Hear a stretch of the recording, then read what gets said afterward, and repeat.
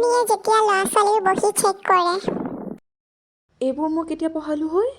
ইংলিছৰ পেপাৰত ছায়েন্সৰ লিখি থৈছে। তেন্তে ছায়েন্সৰ বহীত কি কৰি থৈ আহিলে ই বাৰু? ফেইল। এইবোৰ বাৰু মই কেতিয়া পঢ়ালোঁ সিহঁতক? কি যে লিখিছে এইবোৰ? একো এটা শুদ্ধকৈ লিখা নাই। কি নম্বৰ দিওঁ বাৰু মই সিহঁতক বাৰু? ফেইল।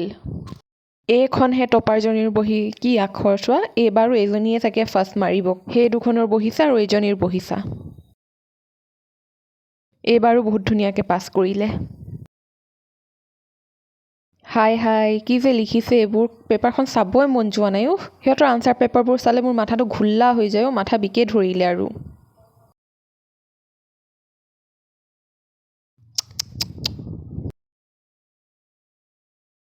ফেইল। এইখন বহিলে চা, ইয়াত গোটেইকেইটাই ফেইল মাৰে, পিছত প্ৰিন্সিপাল মেমে মোকে কয় যে তুমি ভালকৈ পঢ়োৱা নাই। আৰে মই ভালকৈ পঢ়াইছোঁ, সিহঁতি ভালকৈ পৰীক্ষাত নিলিখে, এতিয়া মোৰ কি দুখ হ'ল বাৰু? ইহঁতকেইটাৰ কাৰণে মই গালিকেইটা খাওঁ আৰু। ইহঁতকেইটাৰ পেপাৰ চাই মোৰ চশমা নম্বৰে বাঢ়ি গৈছে আৰু। ক্লাছত কনচেনট্ৰেট কৰিব ক'লেতো নকৰে সেইবিলাক, আৰু পৰীক্ষাৰ টাইমত আলু আনে চবে। আমাৰ টিচাৰ্ছবোৰনো কি দুখ? আমি দেখোন ধুনীয়াকৈ পঢ়াওঁ। ল'ৰা-ছোৱালী এতিয়া বেয়া নম্বৰ আনিছে, আমাৰনো কি ভুল তাতে?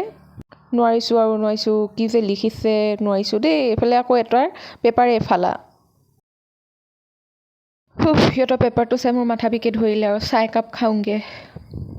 হে এভৰিৱান, আশা কৰিলোঁ আপুনি এই ভিডিঅ'টো ভাল পালে। এই ভিডিঅ'টো জাষ্ট এণ্টাৰটেইনমেণ্টৰ কাৰণে হয় দেই। যদিহে আপুনি ভিডিঅ'টো ভাল পালে প্লিজ এটা লাইক কৰি যাব।